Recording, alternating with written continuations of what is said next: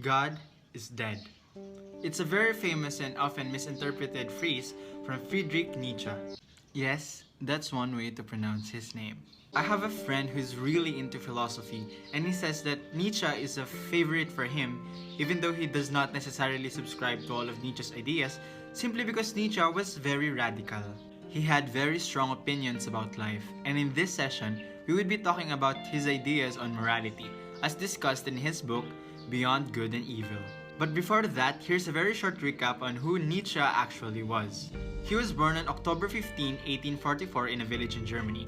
Growing up, he really excelled at his academics, and in fact, at just the age of 24, he was so good at ancient Greek that he became a philologist at the University of Basel.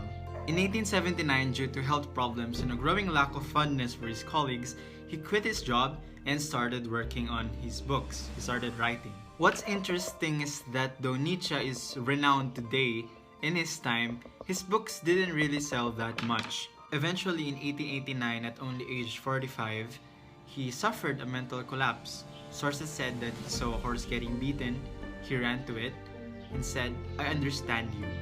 He never recovered from losing his mental facilities and developing dementia. Sadly, he died years later at the turn of the century in 1900 due to pneumonia. Now, before we get into the reading, let's briefly analyze the title of the book we're tackling, Beyond Good and Evil, a Prelude to the Philosophy of the Future. It suggests transcending, going beyond, going through, and even leaving behind a traditional sense of morality or moral values, in the sense that it's no longer about that. There's something more now. It gets expounded further when we dive into the book. Now, as for the prelude part, most experts agree that Nietzsche's books should be read in context to one another, and this one is a prelude to upcoming books tackling similar or the same subject matters. Before we continue, let us talk about Nietzsche's style of writing first. Nietzsche's writing is this stylistic, personalized, quirky, sarcastic, and even poetic or lyrical-like style of writing that he uses to express his strong and radical opinions or ideas. And to be honest, I found it hard to understand it. Maybe it's because of the overabundance of words, I don't know, or I'm not used to the sentence construction, to the way he constructs his ideas, but I would try my best to really explain the ideas that was found in the reading assigned to us. Now, let's get on with the reading about morality. The first question that came to mind is, does Nietzsche hate morality or morals? The answer is not exactly, not necessarily. He is not undermining the effectiveness and usefulness of morality, but he does have some strong opinions about it. First, he said that as few people as possible should reflect upon morals, and for him, it puts him to sleep. He uses the word soporific to express that, but even so, he does have a few things to say about morals and moralizing. For instance, Nietzsche believes that moralizing or philosophizing about morals can be done in a dangerous and ensnaring manner, and that's what worries him. Now, what does Nietzsche have to say about moralizers or moralizing in general? One of the first questions he asked is moralizing actually immoral? Because he says, as a moral thinker who thinks that morality is something to be questioned, something worthy of interrogation or investigation, or in his words, it's a problem that you need to look into, then isn't that immoral? Says Nietzsche. Iko-connect ko lang din, no? Kapag nag-philosophize ka about morals or morality, tapos question mo yung morality, saan mo i-base yung pag-a-analyze mo dun sa morality na yun? To some extent, you have the tendency to use your own moral values. Pero saan ba galing yung moral values mo? That brings us to one of Nietzsche's next arguments, that morality or concepts of good and evil or good and bad are culturally constructed and not necessarily inherently or universally true among all people. If you would observe, there are various behaviors considered normal in some cultures or groups of people, while it is considered disgusting or taboo by others. And I'm sure you know people who have different moral values. For example, some vegans, not all, find it immoral to kill and eat animals for sustenance, while non-vegans have no problem doing that very thing. I'm not here to start any arguments, but you get the picture. And according to the reading, sometimes groups of people would want their morality to be imposed upon everyone, to be the authoritative morality, because according to them, it is for the greater good, it is for the happiness of the greater number. But in actuality, according to Nietzsche, it is only the happiness of the culture or the group of people trying to impose that morality. Nietzsche also argues that a requirement of one morality to apply to everyone is actually a detriment for what he calls higher men. And you need to get used to the term higher men or weak men, strong men when talking about Nietzsche, because he uses those words a lot. And a word that comes up often is the pathos of distance. It is an originary distinction between nobility and lowness. He noted that nobles who have strong will and desire for power are superior to those who are more humble or moral. He claimed that these nobles are more complete men, which is controversial, I know, but that's what Nietzsche thinks. And according to Nietzsche, to refrain from injury, from violence, and put one's will on par with others is the will to the denial of life. He says that doing those things is denying what life is about, because according to Nietzsche, life is a conquest of the weak, an appropriation, incorporation, and exploitation, among others. Life is will to power, and not owing to any morality or immorality. European morality, under the guise of science, seeks to remove exploitation in societies.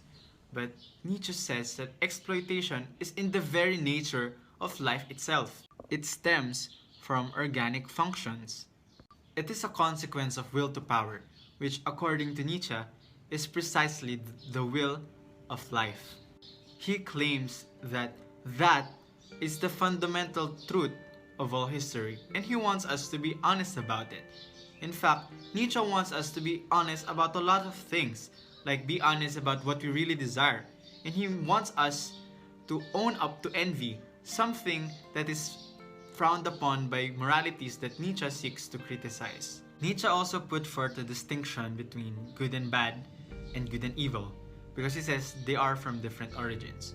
Also, Nietzsche said that at first, moral values are assigned to men or to people, and then only later, actions. For example, earlier, there were immoral men. Morality and morality is linked to men. And then later, it's about immoral actions. Like, this action is immoral, or this action is moral. Now, this may be a good time to introduce one of Nietzsche's popular and central ideas that he put forth in this book, and that is this distinction, or the two types of morality according to him, two primary types, which is the master morality and the slave morality. Let's start with the master morality. The master morality, or the masters, is the morality that the wealthy, the powerful, and the nobles, as he called them, subscribe to or follow. They can do whatever they want, and for them, good and bad is determined by benefits or consequence. Like, something is good if it benefits me. Something is bad if it has a negative consequence for me. That's what master morality is about. Master morality honors and values things such as glory, honor, ambition, power, artistry, wealth, and strength. And now let's talk about slave morality. Slave morality came from the slaves, from the oppressed. And according to Nietzsche, the truth is they want to have what the masters have. They want power, they want wealth, they want to have strength. But the truth is, since they are slaves, they are oppressed, they don't have the means to get it, or they can't have it. And according to Nietzsche, they are also weak and cowardly because they don't have what it takes, or they don't have the courage to really take hold of what they want.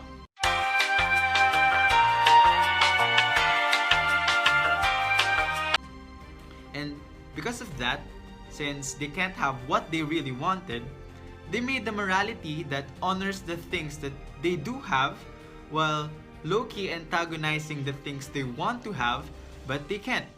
And what makes Nietzsche hate that is that in that morality, they are not owning up to what they really desire because they can't achieve it.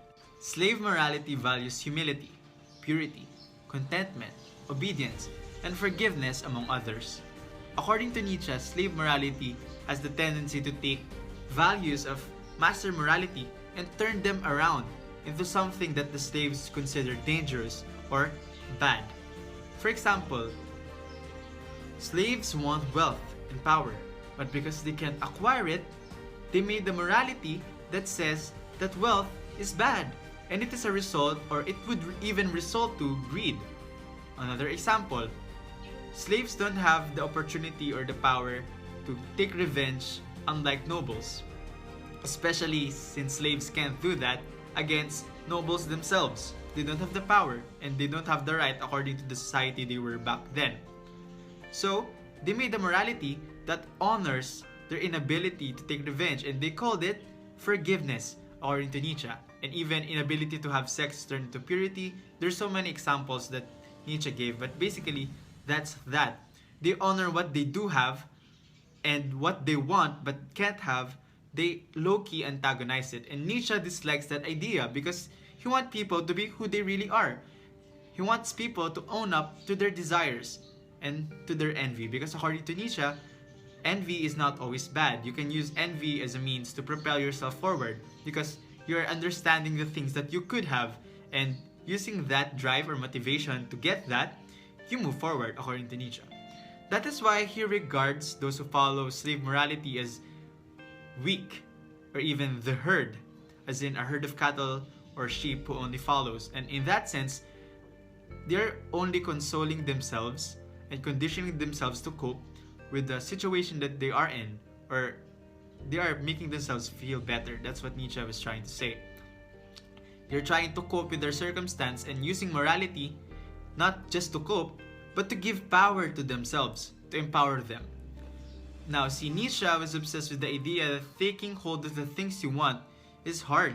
It requires sacrifices. It requires a strong will.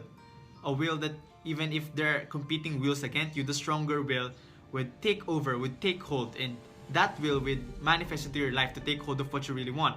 That's why, in a sense, he feels that slaves who subscribe to slave morality actually gave up on trying to take hold of their lives. The slave morality is done just to make themselves feel better, according to Nietzsche. If you would ask me, the world isn't as simple as black and white. It isn't as simple as slave morality versus master morality. It's not binary. Morality, for me, could be a spectrum. For example, there are strong people who are ambitious, who have wealth, who has power, and has the will to take hold of their lives, to own up to what they really desire, yet still be humble, yet still be forgiving, yet still be valuing in their own concept of what they think is purity. Now, there are people like that. So that's why I believe this is a simple. There's no black and white. If you ask me, I would rather just forgive than take revenge, even though Nietzsche might consider that a weak quality. Because I find that revenge results into a never-ending cycle of hatred. I'll take revenge on you, you'll take revenge on me. It would never stop, and we'll both feel bad about it. And also, I found that for me, it takes more strength, more willpower to forgive someone that I don't want to forgive. Even because, especially when I know that I have the means to take revenge. But if I choose to forgive, for me, I feel like that makes me stronger in a sense. Now, does that make me weak? You decide. But that's what I feel. I feel like I'm stronger when I forgive. Now, the next part of our report, we will be talking about a religion that really encapsulates what slave morality values, and that religion is Christianity. And Nietzsche hates them for it. Christians follow Jesus Christ. And Jesus Christ is a very forgiving man. He's very humble. He believes in servant leadership. He turns the other cheek. You would get that reference if you read the Bible. So what does Nietzsche have to say about it? What are his opinions and sentiments about Christianity? The next part of this report will be reported by Menpin, my partner. Take it away, Margot. Thank you so much, Eugene. We will continue the discussion by answering the question, why does Nietzsche think that only by denying God can people save the world? Nietzsche says that no one is responsible for the fact that he exists at all. he is constituted as he is and that he happens to be in a certain circumstances and in a particular environment. So, wala daw sino man o ano man ang responsable sa state ng kahit ano sa mundo, sa society man yan, o kung paano ang isang tao. Kaya, sinasabi ni Nietzsche na it is absurd to wish him to be careering towards some sort of purpose. Dahil, una, ang concept ng purpose ay inimbento lamang ng tao. Pero in reality, purpose is altogether lacking daw. So, para kay Nietzsche, hindi dapat parang kinakareer ng isang tao yung purpose na maging better dahil sa huli, wala naman daw talagang ganun na dapat i-pursue. So, parang kahit anong sama ng tao, if you base it on Christian morality, parte pa rin yon ng humanity. Parang someone shouldn't be pushed into something other than himself. He states that one is necessary, one is a piece of faith, one belongs to the whole, one is in the whole. Kaya lahat daw ng yon, masama man o hindi, parte daw lahat ng yun ng humanity. Kaya kung isa man daw doon ang mawala, hindi na daw to humanity. Therefore, nothing that could judge, measure, compare, and condemn our existence individually. He is implying here na walang kahit sino o kahit anong pwedeng manghusga sa atin, measure our value, or compare us with other people, and condemn our existence because doing that means you are judging humanity as a whole. So, with this whole concept of God, di ba pinapromote niya yung ideas that people should live by a single morality, a type of ideal person? Kapag ginawa ito, hindi ba parang it reduces humanity? Kung ganoon lahat ng tao, parang sinasabi niya na humanity will be reduced to not humanity anymore. Thus, Nietzsche says that we deny God, we deny responsibility in God, thus alone do we save the world. He thinks that by only denying God can people save the world because the presence of God, humans feel the need to act in a certain type of way. And ito yung sinet na ideals ng Christianity. Nietzsche does not think that there should be one set of ideals that people should accord to. Moving on, Nietzsche advances his thoughts with a bold claim where he regards Christianity as the most fatal and seductive lie that has ever yet existed, as the greatest and the most impious lie. He can recognize all the lies he is pertaining to under every form of disguise. However, Nietzsche refuses to make any compromise or any false position about it. Therefore, he pushes people to declare an open war with it. To know his reasons behind this bold claim, I will discuss to you the important points that will help you understand why Nietzsche made this bold claim. First is the morality of paltry people. Sinasabi ni Nietzsche dito na yung morality daw ng paltry people, which I assume is slave morality as a measure of all things, is the most repugnant kind of degeneracy that civilizations has ever brought into existence. Nietzsche is like saying that it is not right that this morality of paltry people ang dapat na sinusunod, yung dapat na tama, or like, it's like the only standard. And this kind of ideal, which is in this case, is Christianity, ay pinopromote pa rin under the name of God. You can say that this kind of ideal is equal to the morality of paltry people, which is equal to Christianity. So meaning, morality of paltry people is like equal to Christianity. Next is the New Testament and the little bigots. Sinasabi ni Nietzsche na kapag nabasa o napag-usapan ang New Testament, he says that one cannot help experiencing a sort of inexpressible feeling of discomfort because of the ideals or the standards set by these little bigots. So, for Nietzsche, it is funny how these people who he refers as little bigots talk about the most unwieldy problems o yung mga mabibigat na problema o pinakamalalaking problema about life, the world, God, and the purpose of life, as if they were not problems at all, but just the simple things which these little bigots know all about. Na kung sino pa raw yung mga least qualified people, sila pa yung mga maraming sinasabi about the New Testament in regard to the greatest problems of existence. And they claim to sit judgment on such matters exceeds all limits, meaning napaka-outrageous daw ng mga ginagawa nitong little bigots na mga to. Next is Christians as little lying abortions of bigotry. Noong yung mga Christians daw, o yung mga nire-refer ni Nietzsche as little lying bigots of bigotry, started laying claims to the words God, Last Judgment, Truth, Love, Wisdom, and Holy Spirit in order to set themselves apart from the rest of the world. And at the same time, they began to transvalue concepts to suit themselves na para bang they're the sense, the salt, the standard, and the measure of all things. At dahil sa kahibangan na ito, Nietzsche claims that this is the most fatal form of insanity that has ever existed on Earth. And because of this, Nietzsche says that someone should build lunatic asylums for their incarcerations or imprisonment. He does not want to persecute the Christians as it is an egregious act of antique folly, or parang sobrang foolish na act na pag-persecute sa kanila kasi nagmumukhang sineseryoso masyado yung mga Christians, o para bang ini-imply mo na dapat silang seryosohin. Sumunod ay ang Christianity versus natural morality. Yung law, according to Nietzsche, is the fundamentally realistic formula na nakatutulong sa certain self-preservative measures ng isang community. It prohibits certain actions that have a definite tendency to threaten or harm the community's welfare. Pero hindi daw napipigilan ng law na to yung attitude of the mind na nagiging rason bakit ginagawa yung mga forbidden actions na nakakasama sa community, lalo na when it comes to the matter of opposing its enemies. And dito na daw pumapasok yung religion to regulate the mind.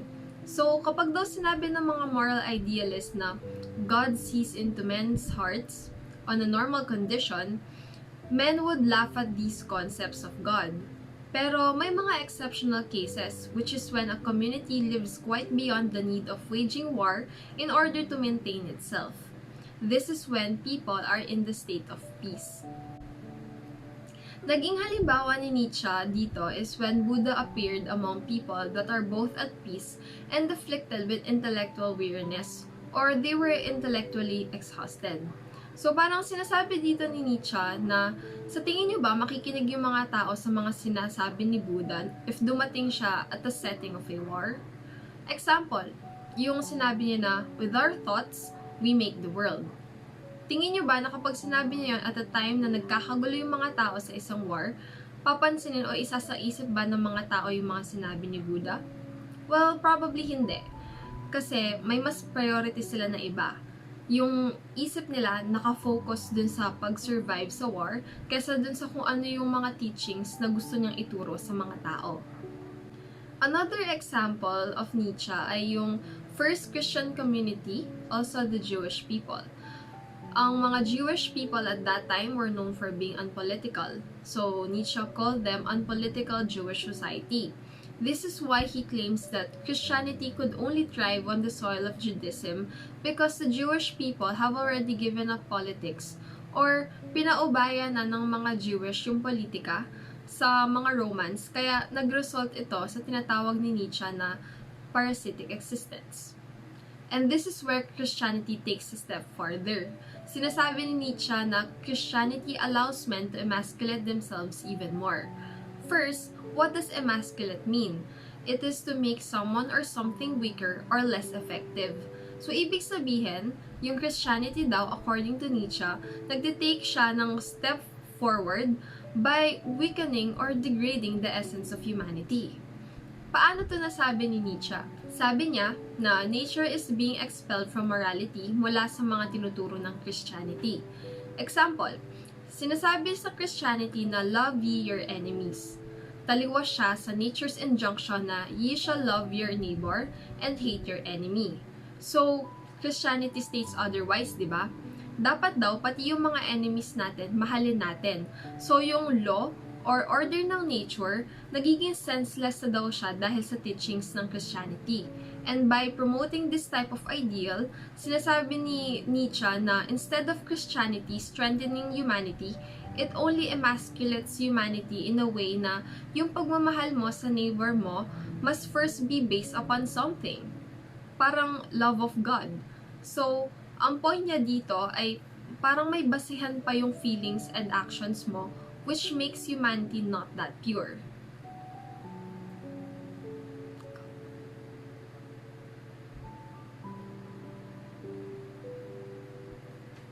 Now, Nietzsche says that utility is withdrawn because God is introduced everywhere. Yung natural origin of morality is now being denied everywhere.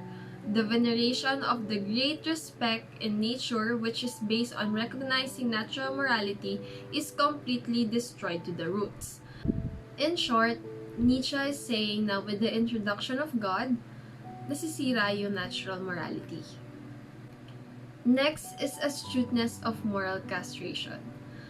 Tinatanong ni Nietzsche na how come people at that time were not disgusted with the emasculate ideal of man, just how they were disgusted with the thought of a eunuch or a castrated man. Ano ba yung tinutukoy ni Nietzsche dito? Ayon kay Nietzsche, Christianity makes people eunuch. It castrates the essence of humanity by emasculating men. So, why are they not disgusted with this emasculate ideal of man, just like how they are disgusted with the eunuch? Well, according to Nietzsche, it is because Christianity has a seductive charm in promoting the emasculate ideal of man. Parang sinasabi ni Nietzsche dito na gumagamit ng words ang Christianity na sweet or alluring to the ears of men para mapaniwala sila na they are being thought to be a better person, and dahil gumagawa sila ng mabuti, they will be rewarded or magbe-benefit sila from that. Pero ang totoo nun, Christianity allows men to emasculate themselves, or they are just promoting the emasculate ideal of man. Kaya dun rin naman believe si Nietzsche. Sinasabi niya na he is fascinated that Christianity manages to promote something really horrible and not make people disgusted by it. In fact, they are charmed by it. Na maski daw yung mga most robust type of man was captivated and moved by the voluptuous ring of goodness and purity.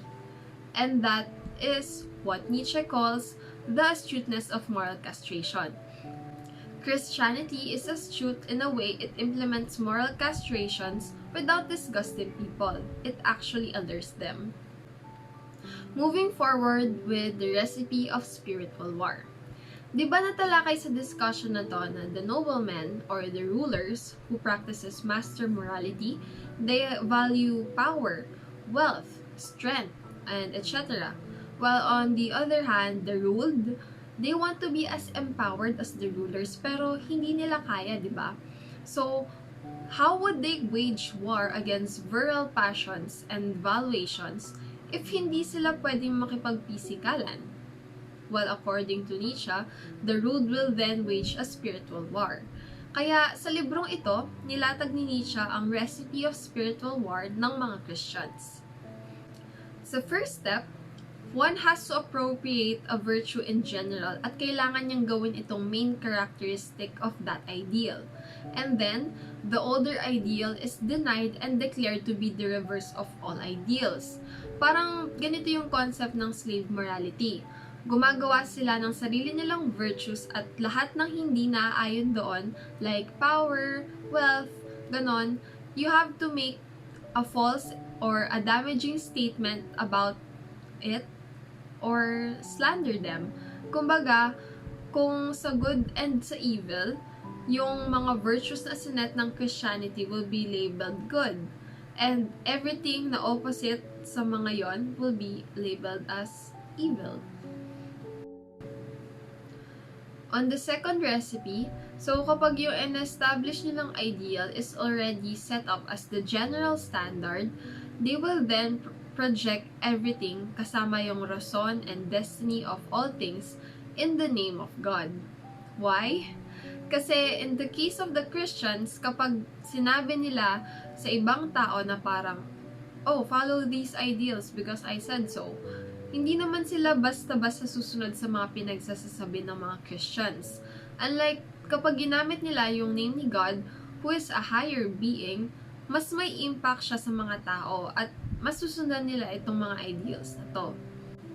For the third recipe or the third step, everyone who will not accord to this set of ideals will now be considered as opponents of God. So, dahil meron nang naset na standard na what is good and what is evil, may choice na yung mga tao na pumili to be either a good person or a bad person. They will give you a choice. Pero, syempre, sino ba naman ang gustong malabelan as a bad or evil person, di ba?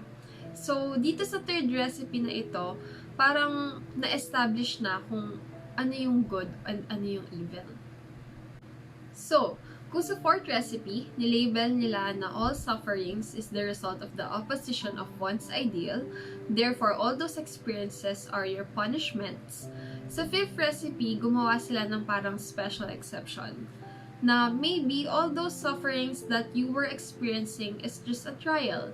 So, sinasabi dito na kayang umabot sa punto na nire-regard nila yung nature as the reverse of one's ideal, and that yung long stay mo sa natural setting is just considered as a great trial of patience, a sort of martyrdom, in order to be good. So, ipapaisip nila sa'yo na yung mga sufferings na nararanasan mo will result into something good in the end. So, sa fourth and fifth recipe, kinakarakterize nila yung suffering. All sufferings daw na nararanasan mo o nararanasan ng tao can be attributed to two things. It can be a punishment because you're a bad person, or it is just a trial in the pursuit to become a good person. And for the last recipe, yung success daw, or yung triumph of anti-naturalism and ideal castration, the victory of the world that is pure, good, sinless, and blessed, i-project nila ito as the end goal, the finale, the great hope. So in the end, parang mapapawi lahat ng pagod mo from all the sufferings kasi you will be coming home to the kingdom of God, which is the final goal. And with all these, Nietzsche hopes na nagagawa niyo pang matawa sa mga pinagagawa nila by raising themselves as the ideal, not just for them, but as the absolute standard of all things. And finally, the effects of moral idiosyncrasy. Nietzsche now wonders to what extent psychologists have been corrupted by moral idiosyncrasy. Well, according to him, umabot na daw ito to the extent that not one of the ancient philosophers had the courage to advance the theory of non-free will, which is a theory that denies morality. No one had the courage to identify the typical feature of happiness, like pleasure, with will to power. So, no one had the courage as the pleasure of power was considered immoral. Also, no one had the courage to regard virtue as the result of immorality, which is will to power, in the service of the species or race, for the will to power was considered immoral. These people did not have the courage because all of these are against Christian morality, and they develop a tendency to not oppose Christian morality. Before we end this discussion, let us first answer some of the remaining questions to help us further understand the reading. Why are Christians little lying abortions of bigotry? Nietzsche saying that Christians are little lying abortions of bigotry is an insult or a way of belittling the Christians. Bigotry is the fact of having and expressing strong unreasonable beliefs and disliking other people who have a different belief or a different way of life. So, an example of being a bigot is disliking people because of their culture. And Christians can be considered as bigots because they treat the people who do not accord to their tenet as lower people than Christians. This was explained when Christians begin to claim the words God, Last Judgment, Truth, Love, Wisdom, and the Holy Spirit. It resulted to them separating themselves from the world, when these men started to transvalue values to suit themselves as if they were the sense, the salt, the standard, and the measure of all things. And in this case, they are using these words in order to promote their agenda. And for Nietzsche, this was the most fatal form of insanity that has ever yet existed on Earth.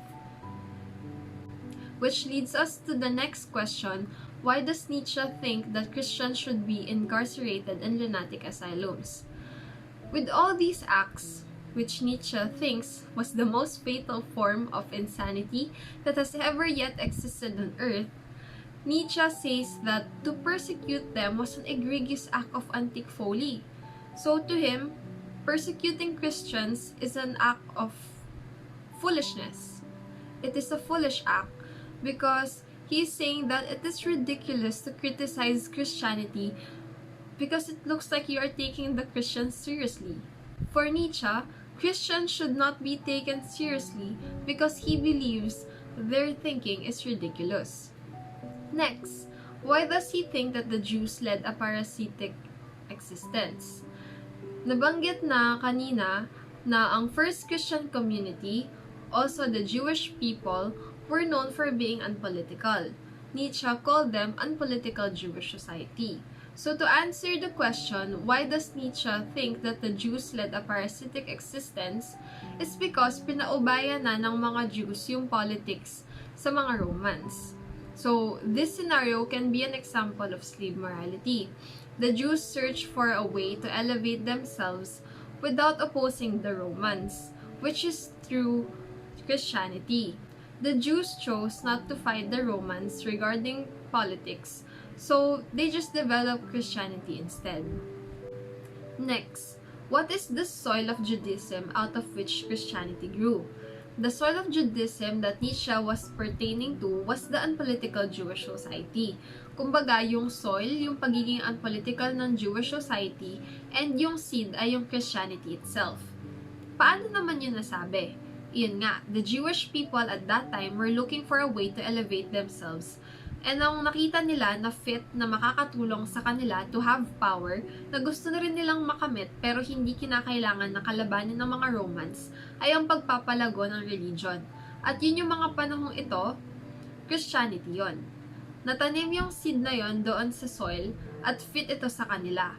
So, di ba hindi naman tutubo yung seed sa soil na yon if it didn't suit them. So, dahil fit siya sa kanila, it flourished.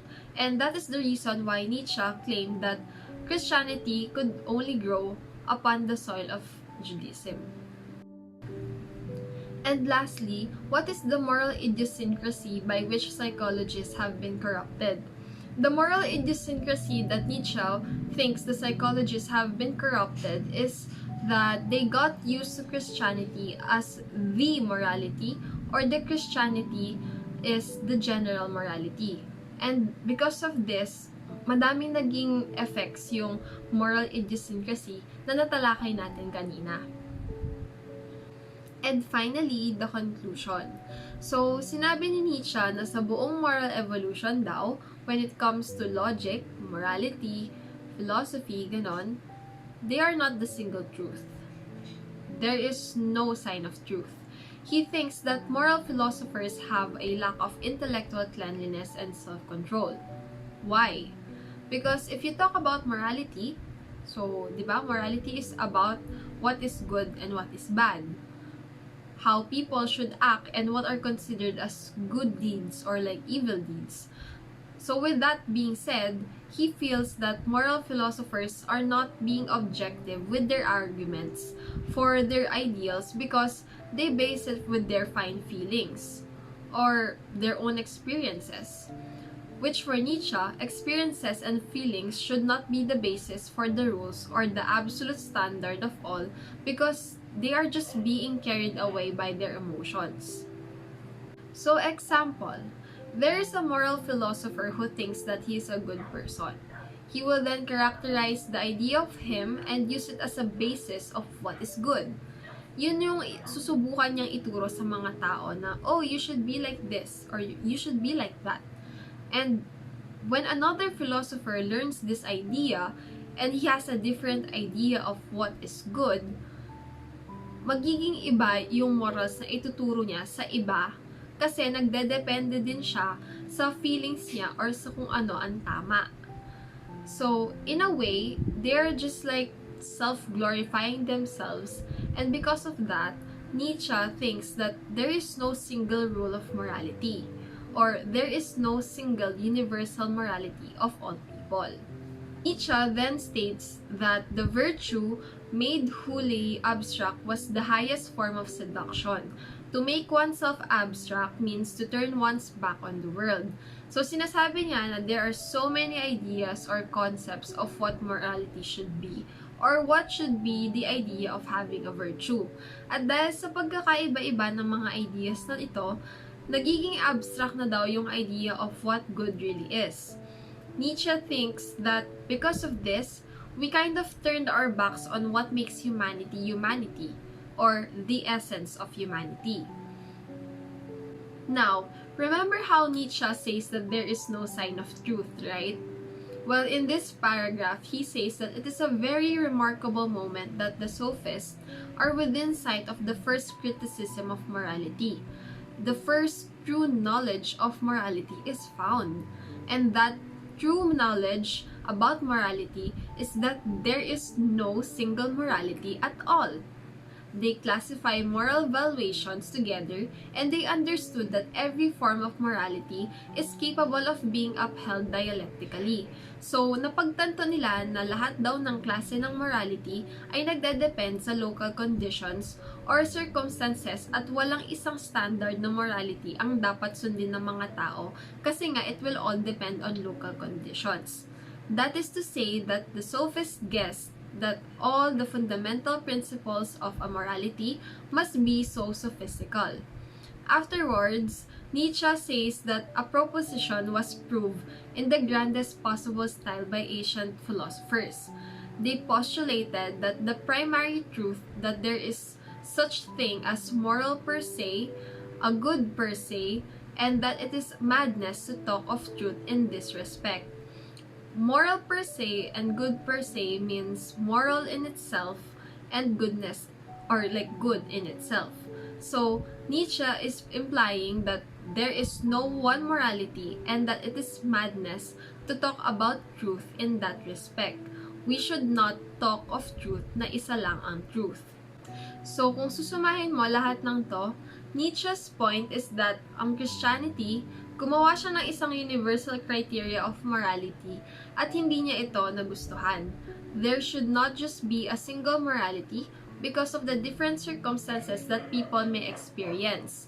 In addition, Nietzsche claims that the ideal man must establish their identity with self-realization and without relying on anything transcendental concept, such as a god or a soul. He really values natural morality. And this ends our discussion. This reading was truly controversial, but it was a great opportunity that we were able to know these types of perspectives that Friedrich Nietzsche had.